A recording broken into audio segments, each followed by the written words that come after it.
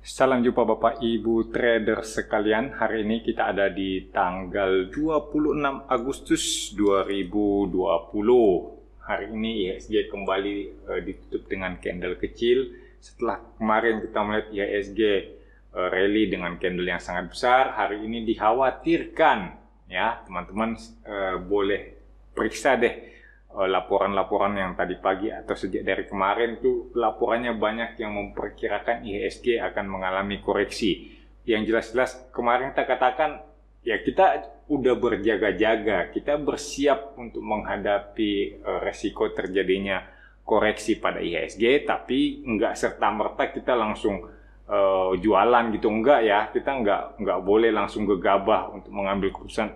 Kita cukup berjaga-jaga, waspada, bersiap mengantisipasi jika IHSG ternyata berbalik arah.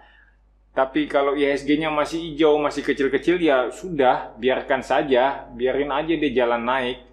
Kita nggak perlu menakut-nakuti ataupun memberikan kesan yang terlalu buruk sehingga mengacaukan opini orang lain gitu ya. Nggak usah seperti itu.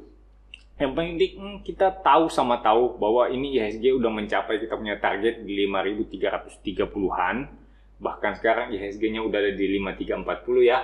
Nah, kita udah tahu dia udah mencapai target di Fibonacci yang putih kemarin. Nah, sekarang kita sedang senang-senangnya nih karena IHSG akan menuju ke target di area kotak hijau nih di Fibonacci 61,8 di sekitar 5.418. Jadi kita punya target ini masih terhitung normal, masih sangat menyenangkan gitu. Kita masih menganggap IHSG akan naik. Cuman dengan perjalanan yang naik seperti ini, kita lebih baik berjaga-jaga juga. Jangan sampai karena kita memiliki pandangan IHSG masih akan mencapai 5.400 terus kita lengah gitu, kita terlalu santai sehingga melonggarkan kita punya garis pengaman. Nggak boleh juga seperti itu ya. Nah, kita tetap waspada karena biar bagaimanapun target kita sudah tercapai. Soal ini dia naik lagi sedikit ya mungkin kita bisa menikmati bonus.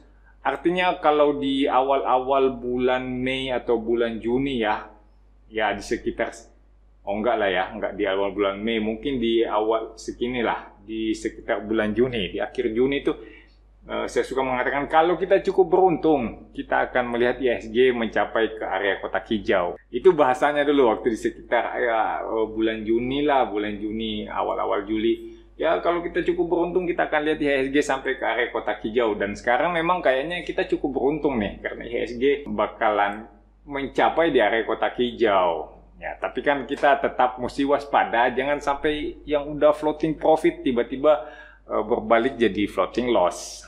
Ya kan?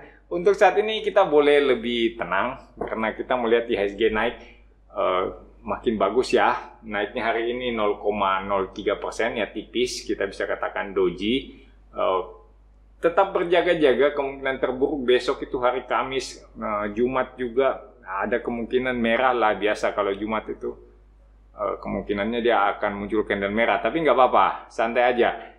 Kita punya target toh masih ada di atas. Nah, kalau kebetulan merah yang penggerak-penggerak IHSG mungkin kita bisa singkirkan dulu, ya kan? Kita ambil second liner yang kemungkinan besar masih bisa melawan arah IHSG. Kawan-kawan yang baru bergabung di channel Stock Technician, selamat datang, selamat bergabung. Channel Stock Technician adalah channel yang senantiasa melakukan analisa pergerakan harga saham di Bursa Efek Indonesia secara teknikal. Teman-teman selalu boleh meninggalkan kode saham yang ingin kita bahas bersama di kolom komentar. Saya yakinkan, saya akan membahasnya secara teknikal. Jadi kalau teman-teman meninggalkan kode saham di komentar, kemudian teman-teman berharap saya melakukan pembahasan dengan fundamental, nah saya kira bukan pada tempatnya ya, Anda salah channel. Kalau di sini Anda menuliskan kode saham di kolom komentar, saya akan membahasnya dari sisi teknikal. Nah, saya bisa pastikan itu. Makanya kalau teman-teman memang berniat terhadap analisa teknikal atau yang pengen jadi trader saham, langsung saja subscribe. Karena kalau di teknikal itu kita satu kali pelajari, teman-teman bisa mengaplikasikannya di berbagai instrumen. Mau di forex, komoditi, ya bisa lah. Yang penting ada fluktuasi harga, ada chart, teman-teman selalu bisa mengaplikasikan kita punya analisa teknikal. Satu kali belajar untuk berbagai instrumen. Enak kan? Pertama kita akan melihat saham SSIA. SSIA kayaknya menarik ya. Teman-teman bisa melihat SSIA. Kelihatannya kita punya support kotak kuning bekerja dengan bagus. SSIA-nya mantul. Lalu kapan kita mau entry? Kalau teman-teman yang belum punya, saran saya itu entry di sekitar area kotak merah, di sekitar 430-an. Ini saya kira titik yang cukup bagus untuk SSIA, untuk kita melakukan pembelian, karena kita melihat ada resisten yang cukup dominan ya di area kotak merah. Jadi pada saat terjadi breakout, itu adalah suatu sinyal beli. Dan kayaknya memang kali ini akan terjadi ya. SSIA kemungkinan besar akan menembus area kotak merah. Kalau teman-teman mau menggunakan indikator, ya sebenarnya indikatornya udah memberikan sinyal buy itu sejak beberapa saat sebelum ini ya, udah berapa lama. Di sini pada saat CCI 20 crossing naik ke atas level minus 100, ini adalah sinyal beli, terjadi pada tanggal 14 Agustus. Kemudian di sini juga, kapan nih? Kapan dia crossing di atas nilai 100? Oh, hari ini ya. Hari ini dia crossing di atas nilai 100. Sebenarnya ini juga adalah saat yang tepat untuk membeli. Ya, dia crossing naik di atas angka 100. Teman-teman sekarang tinggal mencari di mana titik entry yang lebih bagus. Apakah nunggu di atas setelah dia breakout dari area kotak merah, atau teman-teman masih mau nunggu sekarang ini, agak nunggu di bawah-bawah dikit, agak ngantri, siapa tahu aja besok dikasih gitu kan. Kalau yang mau ngantri kayaknya agak telat ya, karena ini udah di tengah-tengah. Teman-teman kalau ngambil di tengah-tengah sekarang ini ya bingung juga, dia mau naik atau turun gitu. Kalau saya sih mending ngambilnya dekat support kotak kuning di sekitar 348 gitu, 350, kemudian ikut naik. Tapi kalau mau ngambilnya di sekitar angka 390, ya itu udah terlalu tanggung. Jarak antara harga entry dengan support dibandingkan dengan entry ke resisten itu udah hampir sama besar, so nggak terlalu menarik saya kira. Saya lebih suka, ya tunggu aja lah sampai terjadi breakout, sehingga kita bisa ikutan entry breakout area kotak merah, karena kita punya resisten berikutnya itu udah kelihatan agak jauh. Nah, dia ada di sini ya. Ini kita punya resisten berikutnya. Ini teman-teman bisa lihat ada gap di sini. Nah, gap ini selalu kita bisa jadikan sebagai support ataupun sebagai resisten. Ada di sekitar angka 525. Ya, saya kira ini akan menjadi pilihan yang bagus kalau kita menunggu terjadinya breakout. Tapi kalau mau beli sekarang ini ya gimana ya? Not recommended lah, ya kan? Bukan suatu pilihan yang bagus. Pilihan yang bagus itu adalah bila breakout satu resisten atau pada saat satu saham itu mantul dari supportnya. Halo Bapak Ibu sekalian, dalam beberapa analisa saya yang terakhir saya selalu mengatakan IHSG sedang dalam fase sideways, dan kalau teman-teman bisa menghubungkan dengan analisa teknikal di mana saya selalu mengatakan dari fase bullish yang akan kembali menjadi bearish harus melalui satu fase sideways. Demikian juga dari satu fase bearish untuk kembali menjadi fase bullish memerlukan satu fase sideways. Dengan demikian kita bisa menyimpulkan kemungkinan kita akan melihat IHSG mencapai all time high lagi sekitar 4-6 tahun berikutnya. Jangan sia-siakan kesempatan ini. Di sini mungkin adalah saat terbaik Anda untuk entry. Ikuti online course bersama Stock Technician. Ada 4 pertemuan, masing-masing akan membahas Fibonacci. Kita akan membahas bagaimana melihat candlestick pattern. Kita akan melihat bagaimana menentukan reversal dengan berbagai pola pada chart. Dan tentu saja kita akan mendapatkan pembahasan mengenai indikator teknikal. Bukan hanya itu, teman-teman juga akan saya berikan bonus untuk mendapatkan screener saham, sehingga teman-teman tidak perlu meneliti 600 saham yang ada di bursa kita. Cukup dengan menggunakan screener sederhana yang keluar hanyalah saham-saham yang memenuhi persyaratan yang kita inginkan.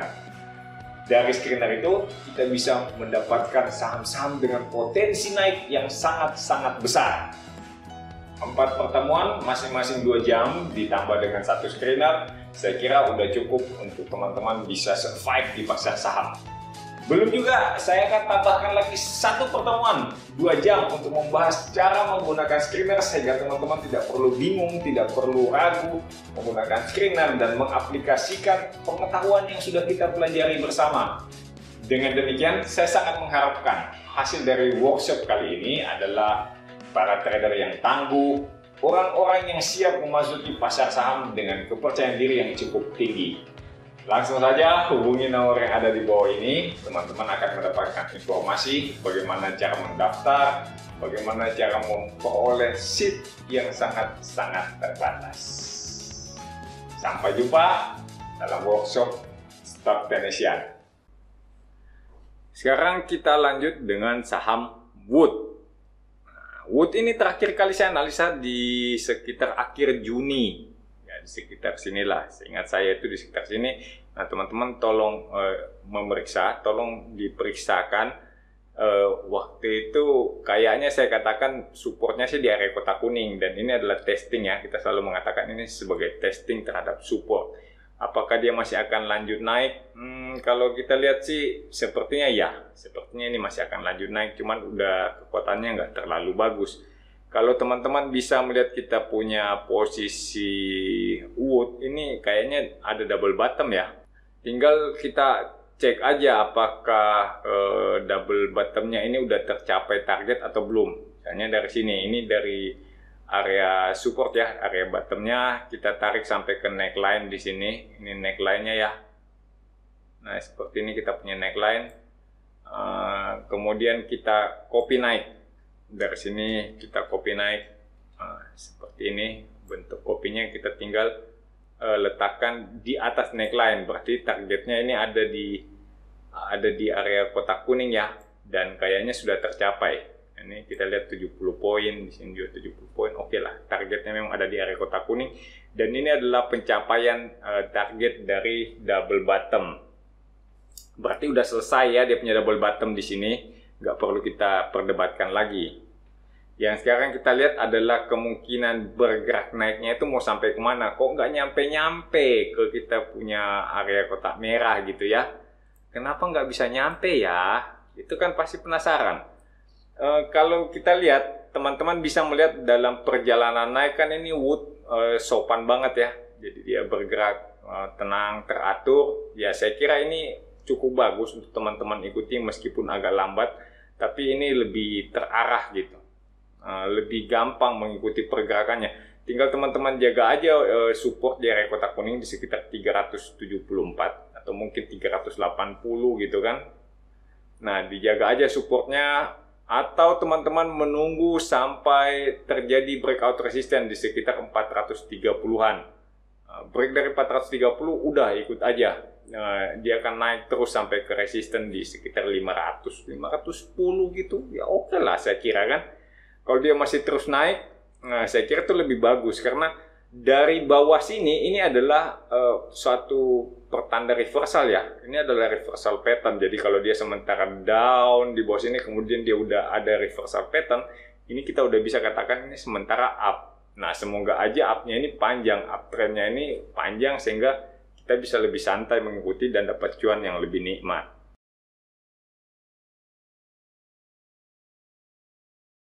Sekarang kita akan lihat saham Hexa. Nah, saham Hexa ini kelihatannya bagus ya. Ini saham Hexa-nya masih terus bergerak naik. Kalau teman-teman lihat di sini ada higher high dan ada higher low, ya sebenarnya kan nggak ada yang perlu diragukan ya. Ini masih naik terus. Punya trend line kita lihat masih oke. Ini kan uptrend line ya. Jadi dia uptrend line. Dan teman-teman masih bisa mengikuti selama dia masih ada di atas trend line. Kayaknya ini kekuatannya masih cukup oke. Cuman sebagaimana kelakuan Hexa selama ini kita udah tahu sama tahu bahwa Hexa itu memang bid overnya kecil-kecil ya. Transaksi hariannya itu tipis-tipis. Lihat aja dia punya volume di sini. Aduh, tipis-tipis. Jadi agak susah kalau mau ngambil dalam jumlah besar. Kemudian mau lepas sekaligus takutnya di sebelah kiri kosong. Ya kan? Kalau seperti itu kan nanti dengan mudahnya ada beberapa pihak yang mengatakan itu konspirasi gitu. Itu udah ada bandarnya yang ngatur gitu loh. Saya nggak tahu ya beneran seperti itu atau enggak. Ya itu kan opini masing-masing orang. Yang kita tahu bahwa setiap orang itu pengen cuan. Entah bagaimanapun caranya. Jadi yang disebut-sebut sebagai bandar itu pun juga pengen cuan kan. Mereka juga yang disebut bandar itu juga ya sama kayak kita trader yang ingin cari cuan dari pasar saham. Caranya seperti apa ya? Mereka dengan kekuatan uangnya bisa melakukan lebih banyak hal daripada kita yang kelas 3 seperti ini. Tapi kalau kemudian ada yang mengatakan ini sebagai penggambaran teori konspirasi apalah begini-begini sengaja untuk menjebak retail, ya nggak seperti itulah, jangan terlalu dibikin ribet. Ya mereka mau cari cuan, kita pengen cari cuan, ya bagaimana caranya lah. Saya nggak tahu, saya nggak sampai mengerti bahwa ada orang-orang beberapa pihak yang mencoba untuk membaca isi hati orang lain gitu ya. Ya mungkin aja bisa, tapi menurut saya kan yang kelihatan di chart itu adalah semua emosi pasar, termasuk yang kita sebut sebagai bandar, apapun yang kita sebut sebagai market maker. Nah itu semuanya udah tergambar di chart, jadi kita udah nggak tahu siapapun bandarnya, siapapun ininya, siapapun ini. Yang kita lihat ini adalah sepenuhnya emosi pasar. Kalau dia memang lagi naik berarti ya pasarnya senang, pasarnya mendukung pergerakan harga, dilihat dari volume transaksi ya gitu aja. Begitupun yang kita lihat di sini, Hexa ini kan naik, sedang uptrend, ya sudah ikuti aja selama dia uptrend. Kecuali kita mulai meragukan apabila melihat Hexa mulai bergerak menembus turun suatu support misalnya. Selama ini kan enggak. Selama ini enggak, dia retracement di sini. Retracement di sini kemudian udah bergerak naik lagi. Iya kan? Seperti itu aja gerakannya. Mungkin di sini kita bisa katakan ya di sini terjadi perlambatan, trennya melemah karena udah nggak sampai membuat new high lagi ya, nggak membentuk higher high lagi dari sini. Ya mungkin ada pengurangan kekuatan. Kalau teman-teman ingat saya punya tutorial mengenai uptrend, trend following, saya mengatakan ya suatu tren kalau dia cuma retrace sampai ke 38,2 kemudian dia udah mantul naik lagi, itu artinya dia masih cukup kuat, trennya masih akan berlanjut sama kuat dengan tren sebelumnya. Jadi itu bisa teman-teman pakai, teman-teman ya sekedar melihat kekuatan lah. Kalau dia masih uptrend retrace sampai 38,2 ya sudahlah, itu masih akan kuat, boleh diikuti. Seperti itu aja kira-kira. Dan ini kalau di sini ya kita bisa katakan emang trennya udah mulai melemah karena ini kayaknya turun ya. Di sini nih retrace-nya pasti lebih rendah dari 38,2. Ini bisa dipastikan kalau ini di sini awalnya, di sini adalah 100%, di sini 0, maka ini turun lebih dari 38,2. Maka yang naik ini memang kita katakan udah agak terjadi pelemahan, tetapi bukan berarti nggak bisa diikutin lagi. Ada pelemahan artinya naiknya nggak secepat di fase sisi sini, tapi masih naik kan, masih bisa dapat cuan dong, ya nggak apa-apa diikuti, santai aja selama dia belum turun di bawah support, menembus support, ya sudah ikuti aja, lebih santai kok. Cuman memang nggak bisa banyak-banyak ya, karena kalau banyak-banyak nanti pengen jualan nggak ada yang bid di sebelah kiri, ya nggak bisa jualan juga. Atau bisa jualan buki tapi jauh banget harganya turun. Ya sayang juga kan, sia-sia juga udah menunggu naik ternyata nggak ada yang nawar sebelah kiri.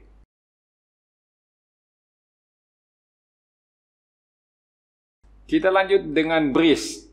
Breeze udah melewati all time high ya. Sekarang ini Breeze memang ada di area all time high. Saya biasanya tuh agak males kalau disuruh melakukan analisa untuk saham yang baru lah ya. Kita belum ini mau baru 3 tahun gitu kan, dia munculnya di tahun 2018, kemudian 1 tahun kan sampai di sini, kemudian ini baru 2 tahun ya, baru 2 tahun belum terlalu kelihatan emosi pasarnya, kemudian naiknya juga terlalu cepat ya. Saya kira ini agak-agak gimana ya, agak nggak enak gitu untuk melakukan analisa saham yang baru IPO. Nah, secara teknikal itu sebenarnya belum terlalu bagus untuk dianalisa. Tapi kalau naiknya seperti ini sih ya bagus. Nah, silahkan aja ikuti, kenapa enggak?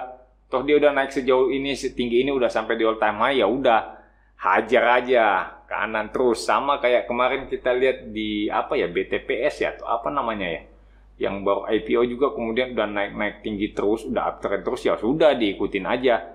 Meskipun secara teknikal kita punya support dan resistennya itu kan masih terlalu pendek, belum bisa kita nilai dengan sempurna. Tapi kalau untuk mengikuti suatu tren yang sedang naik, ya saya kira nggak ada sulit-sulitnya. Tinggal diikutin aja terus, ikutin pakai trailing stop. Dia naik, ikutan naik, trailing stopnya naik lagi gitu kan. Jadi kalau dia kemudian terjun tiba-tiba trailing stopnya terpicu, langsung terjual secara otomatis. Boleh beli lagi? Ya boleh lagi, selama dia belum kelihatan akan turun, hajar terus. Selalu menggembirakan kalau lihat saham uptrend seperti ini. Nggak ada takut-takutnya lagi kan. Ini semuanya orang udah berebut ini. Lihat aja volume transaksinya udah gede. Ini tinggal berebut aja, tinggal naik aja. Nggak ada lagi resisten di atasnya.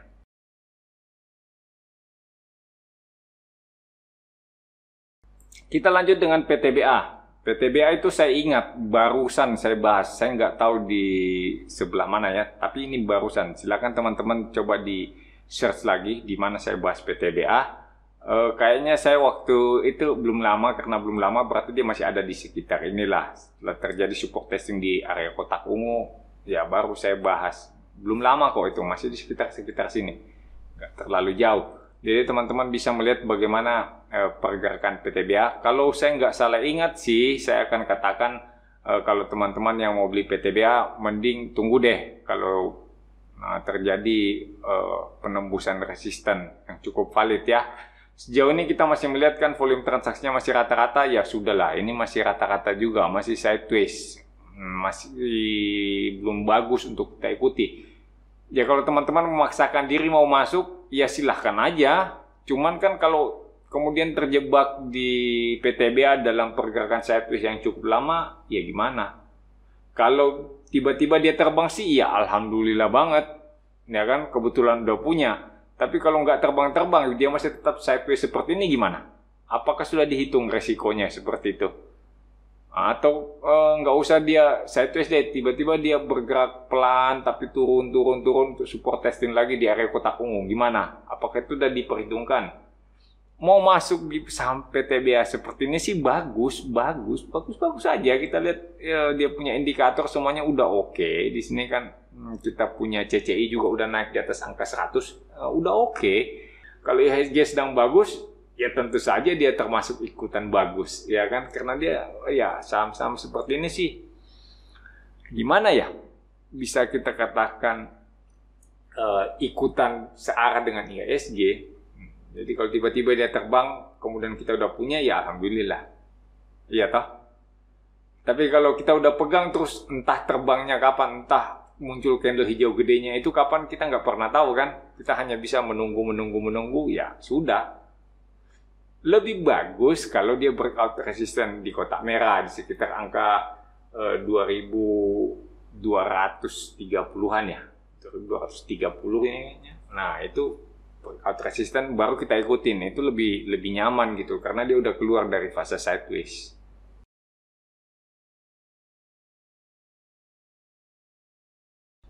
Berikutnya saya punya BMRI. Nah, BMRI ini mau di mana lagi? Apanya lagi yang perlu dibahas? Saya kira belum ada pergerakan yang signifikan ya. Kita masih menunggu BMRI untuk capai kita punya target di resisten kotak merah di sekitar 6.600. Nah, sekarang baru di 6.350 ya, nunggu aja lah. Mau beli BMRI-nya kapan? Beli pada saat breakout resisten di 6.600 ya. Beli saat terjadi breakout resisten. Kalau mau beli sekarang udah terlalu beresiko karena jarak ke resisten udah lebih dekat daripada jarak ke support. Jadi resikonya nggak terlalu seimbang. Mending teman-teman jangan dulu beli. Tunggulah, sabar aja. Nah, sebagian besar waktu saya itu dihabiskan untuk menunggu satu saham dalam posisi yang lebih bagus, dalam kondisi yang ideal, baru saya eksekusi. Daripada kita eksekusi secara buta-buta, nggak tahu arah, ternyata eksekusinya pas di tengah-tengah, ya reward to risk ratio-nya nggak imbang gitu. Ngapain kita trading apabila resikonya lebih besar daripada kemungkinan reward gitu ya.